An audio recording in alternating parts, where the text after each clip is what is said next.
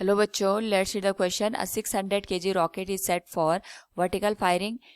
If the exhaust speed is 1000 meter per second, the mass of the gas ejected per second to supply the thrust needs to overcome the weight of the rocket is. Here we have given 4 options. Now to answer this question, first we will discuss here the key concept, and here we will use the Newton's second law of motion, which states कि जो force होता है that is given as rate of change of momentum with respect to the time, and momentum is given as m into v.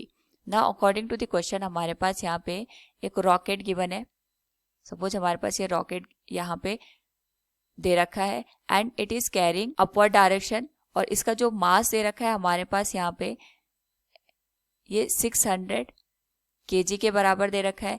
इसमें जो exhaust produce हो रहा है that is in the opposite direction of the motion. Suppose ये rocket upward direction में जा रहा है तो जो एग्जॉस्ट आएगा ये डाउनवर्ड डायरेक्शन में यहाँ पे फोर्स लगाएगा, और इसकी जो स्पीड दे रखी है that is 1000 metre per second. हमसे पूछा गया the mass of the gas ejected per second to supply the thrust needed to overcome the weight of the rocket is. यानी यहाँ पे हमारे पास जो रॉकेट का वेट होगा, अगर हम इस पे रॉकेट के वेट की बात करेंगे, ये डाउनवर्ड डायरेक्शन में mg फोर्स काम करेगा यहाँ पे.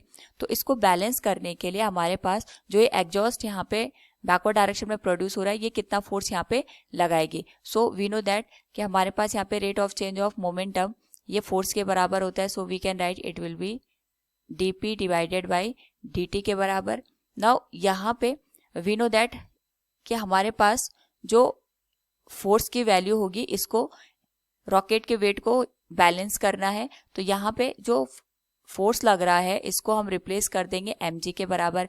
ये जो फोर्स है ये हमारे पास यहाँ पे एग्जॉस्ट लगा रहा है, तो यहाँ जो ये एग्जॉस्ट है ये रॉकेट के वेट को बैलेंस करेगा, और यहाँ पे जो हमारे पास एग्जॉस्ट का फोर्स है वो F के बराबर है. सो F की वैल्यू यहाँ पे mg के बराबर होगी, तभी जाके हमारे पास यहाँ पे ये रॉकेट के वेट को बैलेंस कर सकता है. सो यहाँ पे हम लिख सकते हैं it will be d divided by dt, और वी कैन कंसिडर हियर कि हमारे पास जो एग्जॉस्ट है इसका जो मास है हम इसको mg से इंडिकेट कर देते हैं, और इसकी जो वेलोसिटी होगी ये v के बराबर होगी.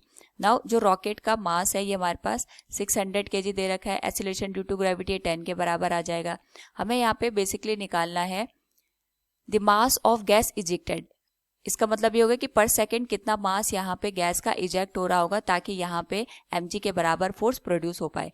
तो यहाँ पे जो v रहेगा वो कांस्टेंट रहेगा, that will be t mg divided by dt. हमें इसी की वैल्यू यहाँ पे फाइंड आउट करनी है. Gas ejected per second will be d mg divided by dt equals 6000 divided by velocity will be 1000 metre per second. तो यहाँ पे 0 से 0 कैंसिल हो जाएगा. It will be 6 kg per second. This will be the final answer. So from the given question we can say here the mass of the gas ejected per second to supply the thrust needed to overcome the weight of the rocket is 6 kg per second. Option C will be the right answer. Hope all you understood it. Thank you and best of luck.